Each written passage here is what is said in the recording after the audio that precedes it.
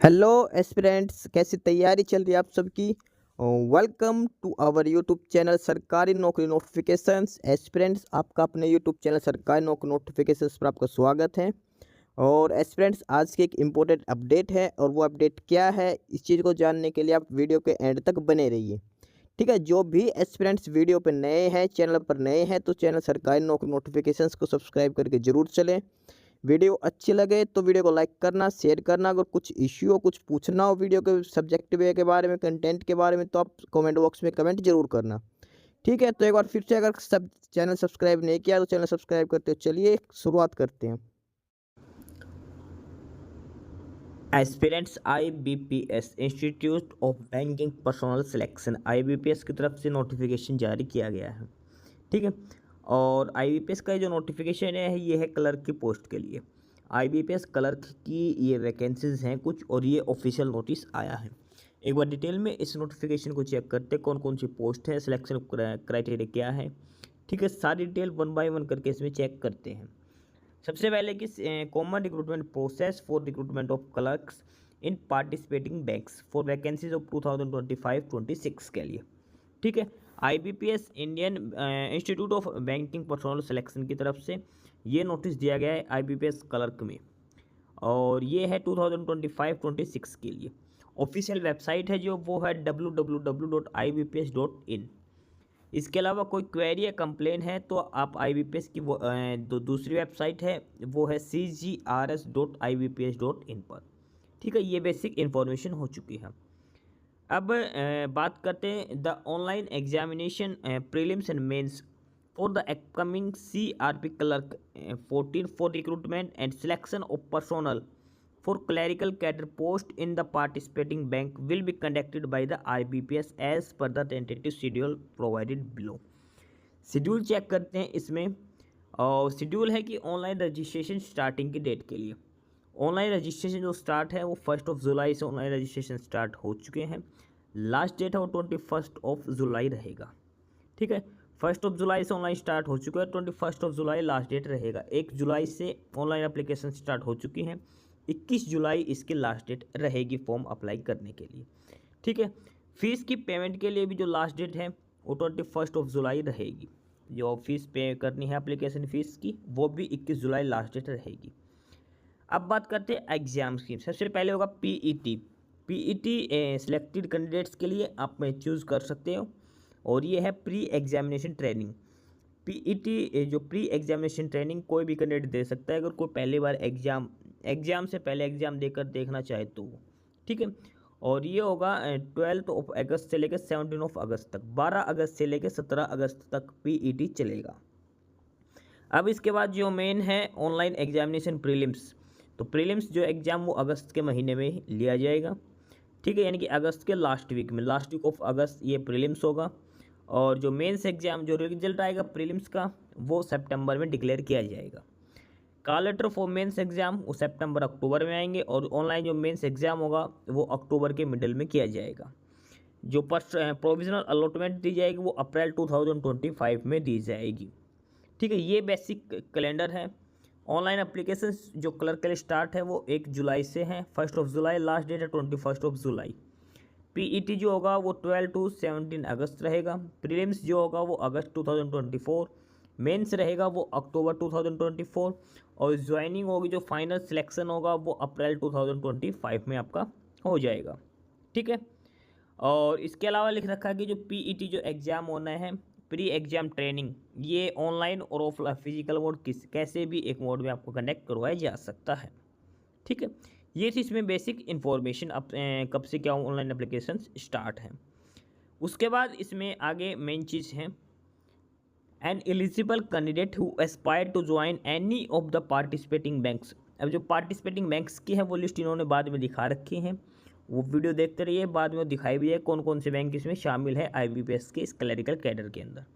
ठीक है, और एज ए क्लरिकल और similar post is required to register for CRP clerk for vacancy 2025-26। Exam will be two tier exam होगा। Online examination will be held in 2 phases, prelims and mains. दोनों exam online ही होंगे। Candidate who qualify in prelims exam shortlist to and shortlist for mains exam, आपको mains exam जो qualify करते हैं prelims उनको main के लिए शॉर्टलिस्ट किया जाता है, उसके बाद फाइनल वैकेंसीज फिलअप की जाती है। ठीक है, और the validity of CRP clerk 14 will automatically expire on the closure of business 31 March 2026, यानी कि 31 मार्च 2026 तक आपकी वेटिंग लिस्ट भी क्लियर हो जाएगी। सारा कुछ है, स्कोर कार्ड है वो 31 मार्च 2026 तक वैलिड रहेगा इसके लिए। ठीक है, ये जो वैकेंसीज हैं इन सभी के लिए। ठीक है, ये बेसिक इन्फॉर्मेशन इसमें दिखा रखी है। फर्दर जो डिटेल्स हैं सब कुछ जो आपको ऑनलाइन अप्लाई करना है, ऑफिशियल डिटेल्स हैं, वो सारी IBPS की ऑफिशियल साइट पर अवेलेबल है www.ibps.in पर। अब बात करते हैं इसमें पार्टिसिपेटिंग बैंक्स की। IBPS के इस क्लरिकल कैडर में जो बैंक पार्टिसिपेट कर रहे हैं वो है सबसे पहले bank of Baroda, Canara bank, Indian overseas bank, UCO bank, bank of India, central bank of India, Punjab national bank, union bank of India, bank of Maharashtra, Indian bank and Punjab and Sindh bank. ठीक है, ये टोटल 11 बैंक्स हैं जो पार्टिसिपेट कर रहे हैं CRP 14 clerk की recruitment के लिए। ठीक है, bank of Baroda, bank of India, bank of Maharashtra, Canara bank, central bank, Indian bank, Indian overseas bank, PNB, Punjab and Sindh bank, UCO bank और यूनियन बैंक ऑफ इंडिया। ठीक है, ये टोटल 11 बैंक्स हैं जो पार्टिसिपेट कर रहे हैं। और इसमें जो सबसे बड़ी बात है वो लिख रखी, candidate can apply for vacancies in any one of state और UT ओनली। आपको कोई भी स्टेट या एक UT आपको चूज करना पड़ेगा जिसके लिए आप अप्लाई करना चाहते हो।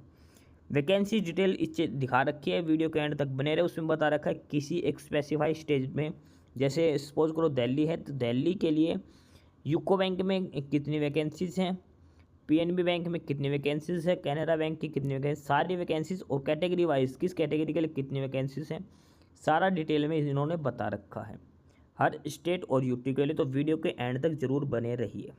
ठीक है, ये ध्यान रख के चलना।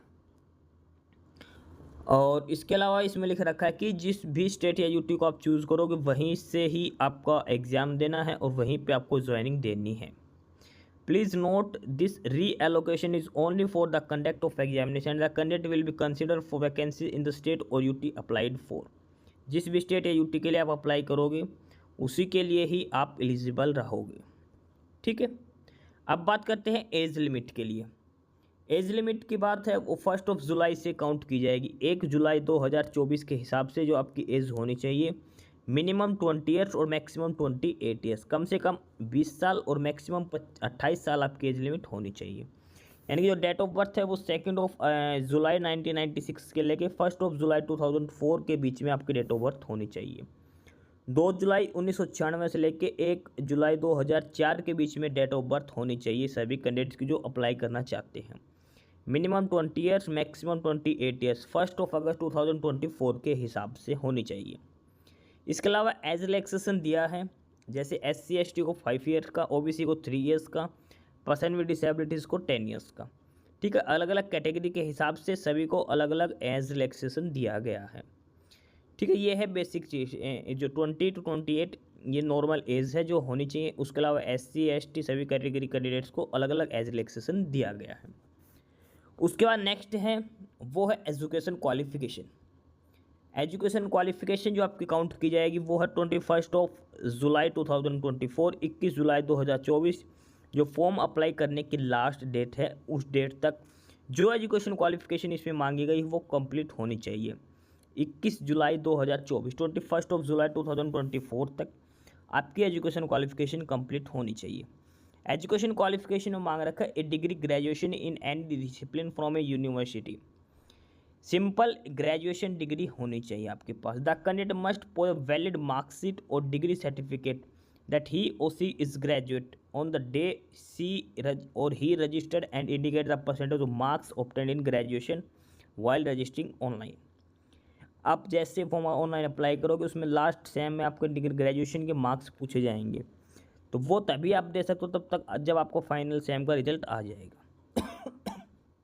ठीक है, ये आप ध्यान रख के चलना।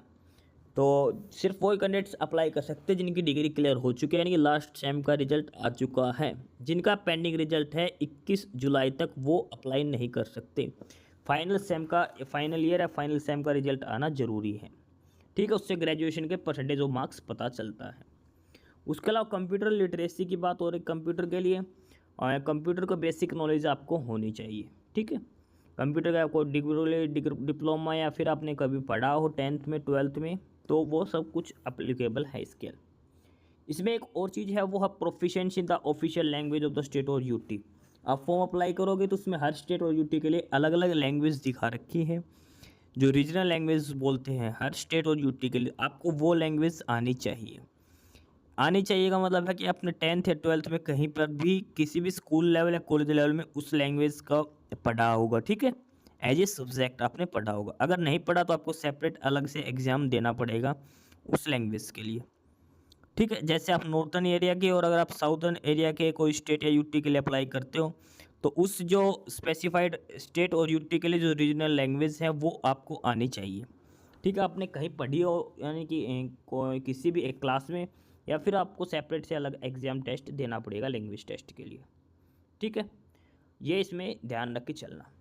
All the education qualification mentioned should be from a university or board recognized by government of India, ठीक है। And the final result should have been declare on or before 21 July 2024। ये इन्होंने क्लियरली मेंशन कर रखा है। Proper document from university for having declare the result on or before 21 July has to be submitted at the time of joining.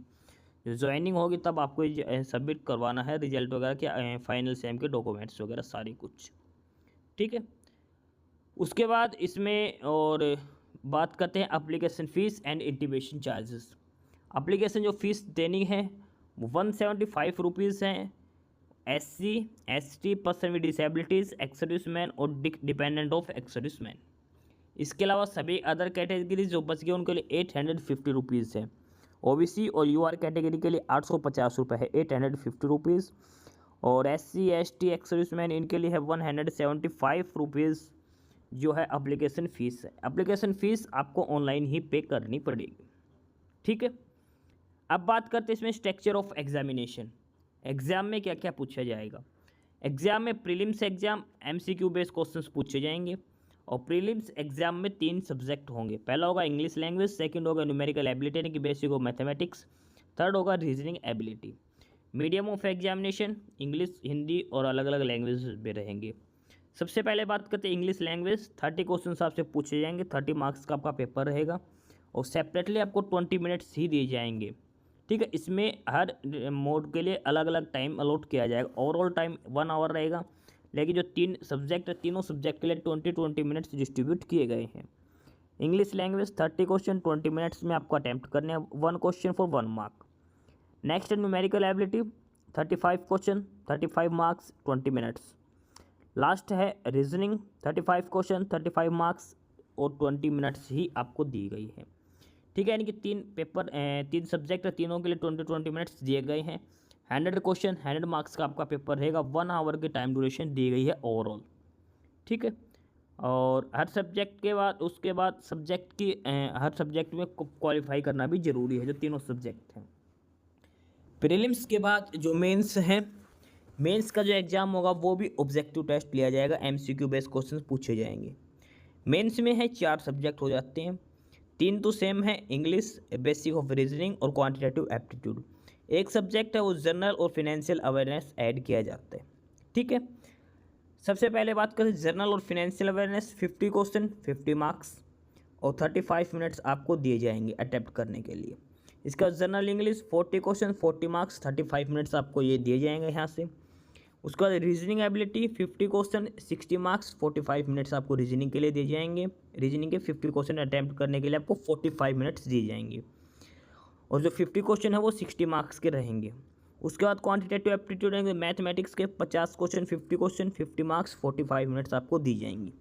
यानी कि mains का जो exam है उसमें 190 क्वेश्चन आपसे पूछे जाएंगे और टोटल नंबर ऑफ मार्क्स रहेंगे 200 मार्क्स और ओवरऑल जो टाइम दिया जाएगा 160 मिनट्स का दिया जाएगा, ठीक है। ध्यान रखना है जो अलग अलग सेपरेट जो टाइम दिखा रखा है कंटिन्यू टाइम चलेगा। जैसे फर्स्ट 1 मिनट से लेकर 35 मिनट कंप्लीट होगी, उस टाइम आपका जनरल अवेयरनेस का सेक्शन क्लोज हो जाएगा और ऑटोमेटिकली नेक्स्ट 35 मिनट्स के लिए इंग्लिश सेक्शन ओपन हो जाएगा। ठीक है, जैसे ही आपके वहाँ पे क्लॉक में 1 आवर 10 मिनट्स होंगे एग्जाम की, तो आपका इंग्लिश का सेक्शन ऑफ हो जाएगा और ऑटोमेटिक रीजनिंग ओपन हो जाएगी। ठीक है, उसके 45 मिनट्स के बाद रीजनिंग क्लोज हो जाएगी ऑटोमेटिक, उसके बाद क्वांटिटेटिव एप्टीट्यूड ओपन हो जाएगा और इसके नेक्स्ट 45 मिनट्स के बाद आपका एग्ज़ाम सबमिट हो जाएगा automatic.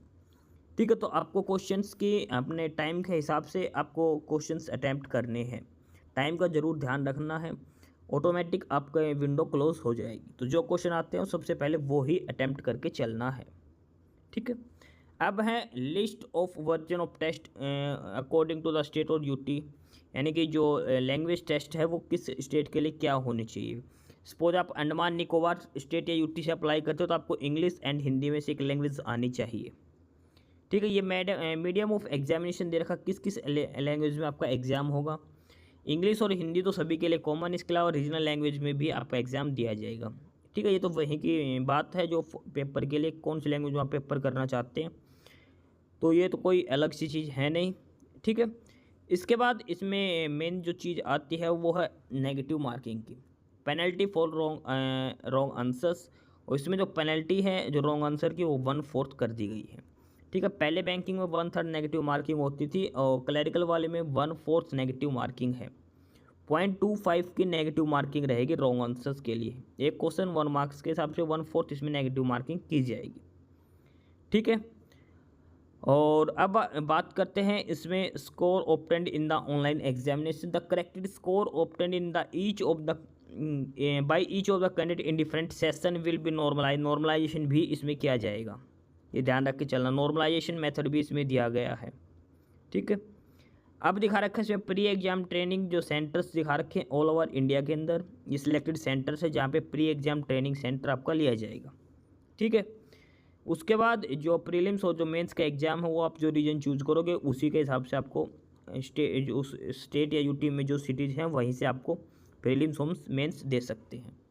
The total marks allotted for online mains exam are 200। Marks will be converted out of 100 for provisional on allotment, यानी कि जो मेंस के जो स्कोर कार्ड है 200 वहीं से ही आपकी फाइनल लिस्ट तैयार की जाएगी। प्रीलिम्स क्वालिफाई रहेगा, 200 मार्क्स को 100 मार्क्स में कन्वर्ट करके जितने मार्क्स आए हैं आपको दे दिया जाएगा। ठीक है, यानी कि 200 में से अगर आपके 170 मार्क्स हैं तो 100 में से आपके हाफ हो जाएंगे इसके। ठीक है, इस हिसाब से आपका स्कोर कार्ड दिया जाएगा और स्टेट या यूटी के लिए जिस हिसाब से आप अप्लाई करते हो उसी में आपको ज्वाइनिंग करनी पड़ेगी और आप चेंज नहीं कर सकते, ध्यान रख के चलें। तो फॉर्म अप्लाई करते टाइम आपको ध्यान रखना जरूरी है ये चीज़। ठीक है, इसके बाद है list of documents to be produce at the time of joining और डॉक्यूमेंट वेरिफिकेशन। जैसे आप फाइनल सेलेक्ट होते हो तो आपके पास क्या क्या होना चाहिए। सबसे इम्पोर्टेंट है, जो बच्चे गलती कर देते हैं, तो अप्लीकेशन फॉर्म का प्रिंट आउट लेना बहुत मैंडेटरी है। ज्वाइनिंग के टाइम अप्लीकेशन फॉर्म जो आपने फिलअप किया था उसका प्रिंट आउट जरूर मांगते हैं, तो उसको डाउनलोड करके रखें, उसका प्रिंट आउट निकलवा के एक सेट अलग से रखें। जो भी फॉर्म आपने अप्लाई किया था उसकी एक सेट अलग से रखें, क्योंकि अगर ये मत सोचना कि उस टाइम निकाल लेंगे, IBPS जैसे फॉर्म की लास्ट डेट होती है उसके कुछ टाइम बाद डिसेबल कर दिया जाता है लॉगिन करने का लिंक, तो अब दोबारा से डाउनलोड नहीं कर सकते। तो इसलिए स्टार्ट से ही अपना डाउनलोड करके सेव करके चलना। DV के टाइम बहुत से बच्चे ऐसी गलती कर देते हैं और वो लास्ट में DV से बाहर निकाल दिए जाते हैं। एप्लीकेशन फॉर्म का प्रिंट आउट बहुत ज़रूरी है, जो फॉर्म फिलअप करोगे वो। ठीक है, क्वालिफिकेशंस वगैरह उसके सारी बाद की चीज़ें, एप्लीकेशन फॉर्म का प्रिंट आउट लेना बहुत ज़रूरी है। इसके अलावा आप कैटेगरी के हिसाब से अपने सारे डॉक्यूमेंट्स आपके कंप्लीट होने चाहिए, एजुकेशन क्वालिफिकेशन के भी, और SC ST EWS जो भी है वो सारे आपके होने चाहिए। ठीक है, उसके बाद अगर डॉक्यूमेंट्स वगैरह आपके नहीं है तो आपको बाहर कर दिया जाएगा। प्रीलिम्स एग्ज़ाम जाओगे तो वहाँ पे आपको एक ओरिजिनल फ़ोटो ID कार्ड लेके जाना है, Aadhaar card, voter card, driving license, जो भी एक ID कार्ड है वो लेके जाना है। ठीक है, आपको अपना ओरिजिनल आई कार्ड लेके जाना है। और उसके अलावा वहाँ पे जो सिग्नेचर होंगे वो ब्लॉक कैपिटल लेटर्स में सिग्नेचर नहीं करने, स्मॉल लेटर्स में सिग्नेचर करने हैं। आपको अगर आपका नाम है तो आपको कैपिटल लेटर्स में नहीं लिखना, छोटी ABCD में आपको अपना नाम लिखना है। ठीक है, ये ध्यान रख के चलना है। कई बच्चे जल्दबाजी में कैपिटल लेटर्स में लिख देते हैं जो गलत है। उसके अलावा आपका डॉक्यूमेंट वेरिफिकेशन बायोमेट्रिक की जाएगी। उसके बाद ये बेसिक डिटेल्स दिखा रखी है प्रीलिम्स के एग्ज़ाम के बारे में और मेंस के एग्ज़ाम के बारे में। अब दिखा रखा है अप्लाई कैसे करना। IBPS की ऑफिशियल साइट पे जाना है, CRP क्लर्क 14 पे क्लिक करके अप्लाई करना है, ठीक है। वहाँ पे जाना है, click here for new registration, basic details fill up करते हो, मेल और SMS के थ्रू आपको यूज़र ID और पासवर्ड प्रोवाइड कर दिए जाएंगे।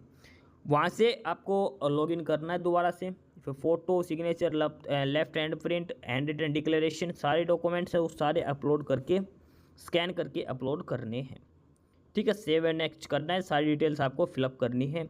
फीस वगैरह जो पे होगी वो सारी ऑनलाइन मोड में होगी, ठीक है। और जो आपका जो प्रिंट आउट है, जो फीस की जो रिसिप्ट है उसका प्रिंट आउट भी लेना मैंडेटरी है। ये ध्यान रख के चलें, जो फीस पे की है आप उसका प्रिंट आउट लेना भी ज़रूरी है, उसका प्रिंट आउट भी ज़रूरी है। एप्लीकेशन फॉर्म का प्रिंट भी लेना है और जो फीस की जो रिसिप्ट है उसका भी प्रिंट लेना बहुत ज़रूरी है, ठीक है। ये दोनों चीज़ ध्यान रख के चलना फॉर्म अप्लाई करते टाइम। और जो फ़ोटो और सिग्नेचर का जो साइज़ मांगा जाए उसी में अपलोड करनी है। ध्यान रखना सिग्नेचर कैपिटल लेटर्स में नहीं होने चाहिए, स्मॉल लेटर्स में आपके सिग्नेचर होने चाहिए, ये ध्यान रख के चलना है, ठीक है। और उसके अलावा ये जो सारी बेसिक डिटेल्स हैं जो फॉर्म अप्लाई करते टाइम हमें ध्यान रखनी है। कॉल लेटर वगैरह जो है वो आपको ऑनलाइन मोड में आपको मेल के थ्रू भी भेज दिए जाएंगे और आपको SMS के थ्रू भी इन्फॉर्म कर दिया जाएगा, जो आपको डाउनलोड कर लेने हैं। एग्ज़ाम से एक वीक पहले ही आपके एडमिट कार्ड आते हैं। सारी डिटेल IBPS की ऑफिशियल साइट पर अवेलेबल रहेगी। बात करते हैं इसमें वैकेंसीज फॉर क्लर्क, जो क्लरिकल जो पोस्ट है IBPS क्लर्क की, अलग अलग स्टेट और UT अलग अलग बैंक के हिसाब से इसमें वैकेंसीज दिखा रखी है। जैसे सबसे पहले है अंडमान निकोबार। अंडमान निकोबार में जैसे बैंक ऑफ बड़ौदा में अभी NR का मतलब है कि नॉट रजिस्टर्ड, अभी बैंक ने वैकेंसीज नहीं भेजी है। यानी कि बैंक में वैकेंसीज जो रिक्रूटमेंट जो नोटिस है इसमें वैकेंसीज बढ़ने के चांसेस है, ध्यान रख के चलना। क्योंकि बहुत से बैंक ने NR भेज रखा है, इसका मतलब उन्होंने अभी रिक्विजिशन नहीं भेजी है, नंबर ऑफ पोस्ट की डिटेल्स इन्होंने नहीं भेजी है, ठीक है। जहाँ पे 00 दिखा रखा वहाँ पर कोई वैकेंसीज नहीं है, लेकिन जहाँ जहाँ पर NR दिखा रखा वहाँ पे अभी बैंक ने कोई रिक्विजिशन नहीं भेजी है, ठीक है। तो ये अलग अलग स्टेट और UT की दिखा रखी। अंडमान निकोबार की बाद ये आंध्र प्रदेश की दिखा रखी वैकेंसीज। आंध्र प्रदेश के लिए टोटल जो वैकेंसीज है वो है 105 वैकेंसीज फॉर आंध्र प्रदेश। अरुणाचल प्रदेश की बात करते हैं, अरुणाचल प्रदेश में फिलहाल जो टोटल नंबर ऑफ वैकेंसीज आई है वो टोटल 10 वैकेंसीज दिखा रखी है अलग अलग कैटेगरी के हिसाब से। नेक्स्ट है असम। असम में टोटल नंबर ऑफ वैकेंसीज है 75 कैटेगरी के हिसाब से और बैंक के हिसाब से डिटेल इसमें दिखा रखी है। उसके बाद है बिहार। बिहार में अलग अलग बैंक की डिटेल्स दिखा रखे, टोटल वैकेंसी है 237। ध्यान रख के चलना, कुछ बैंक में जहाँ पे NR दिखा रखा है ये वैकेंसीज अभी आएंगी, बैंक ने रिक्विजिशन नहीं भेजी है। तो जो नंबर ऑफ पोस्ट है, नंबर ऑफ वैकेंसीज हैं वो इंक्रीज बढ़ने के प्रॉपर चांसेस हैं, ठीक है। नेक्स्ट है चंडीगढ़। चंडीगढ़ के लिए टोटल वैकेंसीज है 39। छत्तीसगढ़ स्टेट के लिए टोटल नंबर ऑफ वैकेंसीज हैं वो 119 टोटल वैकेंसीज से कैटेगरी वाइज और बैंक वाइज डिटेल्स यहाँ पे सारी दिखा रखी है। उसके बाद दादरा नगर हवेली दमन एंड द्वीप, टोटल नंबर ऑफ वैकेंसीज यहाँ पे 5 रहेंगी। नेक्स्ट है UT दिल्ली। UT दिल्ली ये टोटल वैकेंसीज हैं, total number of vacancies Delhi के अंदर 268 है। अलग अलग कैटेगरी की वैकेंसीज अलग अलग बैंक के हिसाब से वैकेंसीज दिखा रखी है। जहाँ पे NR है वहाँ पे बैंक ने अभी रिक्विजिशन नहीं भेजी है, रिक्विजिशन भेजने से वैकेंसी चेंज हो जाएंगी। गोवा में 35 है। गुजरात के लिए टोटल नंबर ऑफ वैकेंसी 236 हैं। हरियाणा की टोटल वैकेंसीज हैं 190। हरियाणा की जो टोटल वैकेंसीज हैं 190 टोटल वैकेंसीज हैं हरियाणा के लिए। ये बैंक वाइज डिटेल है और एक कैटेगरी वाइज वैकेंसी डिटेल दिखा रखी है। NR वैकेंसीज अभी बैंक ने रिक्विजिशन नहीं भेजी है, चेंज हो जाएगी बाद में। हिमाचल प्रदेश में 67 है, जम्मू एंड कश्मीर में 20 है, झारखंड में 70 है, कर्नाटका में 457, केरला के अंदर 106 है, लद्दाख के अंदर 3 है, लक्षद्वीप में कोई वैकेंसीज नहीं है, मध्य प्रदेश में 354 है, महाराष्ट्र में 590 है, मणिपुर में 6 वैकेंसीज हैं, मेघालय में 3 वैकेंसीज हैं, मिजोरम में 3 हैं, नागालैंड में 6 वैकेंसीज हैं, उड़ीसा में 107 हैं, पुडुचेरी में 8 हैं, पंजाब में 404 हैं। राजस्थान में 205 है, सिक्किम में 5 वैकेंसीज हैं, तमिलनाडु में 665 है, तमिलनाडु में मैक्सिमम, तेलंगाना में 104 है, त्रिपुरा में 19 है, उत्तर प्रदेश में 1246। सबसे ज़्यादा जो वैकेंसीज हैं वो उत्तर प्रदेश स्टेट के अंदर दिखा रखी है।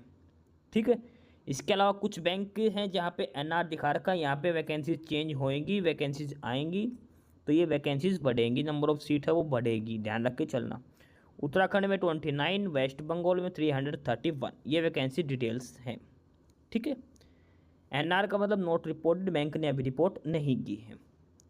उसके बाद ये अलग अलग एग्जामिनेशन सेंटर दिखा रखे, जिस भी स्टेट या यूटी से आप अप्लाई करते हो।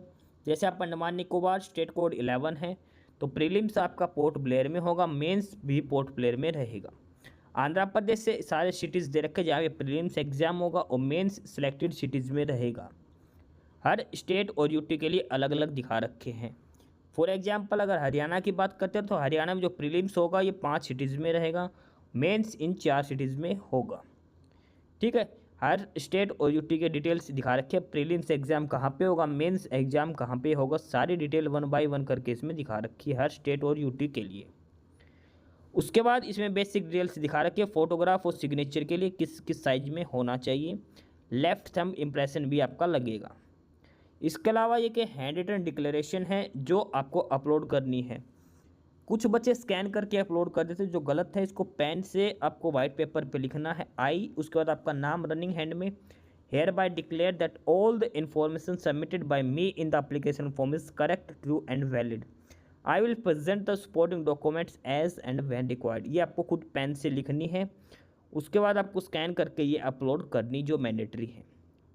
ठीक है, बाकी ये सारे बेसिक से डिटेल्स हैं। तो ये है ऑफिशियल नोटिफिकेशन IBPS क्लर्क की पोस्ट के लिए। टोटल 11 बैंक्स पार्टिसिपेटिंग बैंक्स हैं इसमें। ऑनलाइन एप्लीकेशन 1 जुलाई से स्टार्ट हो चुके हैं। लास्ट डेट है जो फॉर्म अप्लाई करने की वो रहेगी आपकी 21 जुलाई, 21 जुलाई लास्ट डेट रहेगी फॉर्म अप्लाई करने के लिए। अप्लाई करने हैं तो वेबसाइट है ibps.in पर जाना है, यहाँ से आपको अप्लाई करनी है। ठीक है, ये है basic detail. Simple graduation based candidates इस पर अप्लाई कर सकते हैं। एज लिमिट 20 to 28 ईयर्स इसमें एज क्राइटेरिया दिखा रखा है।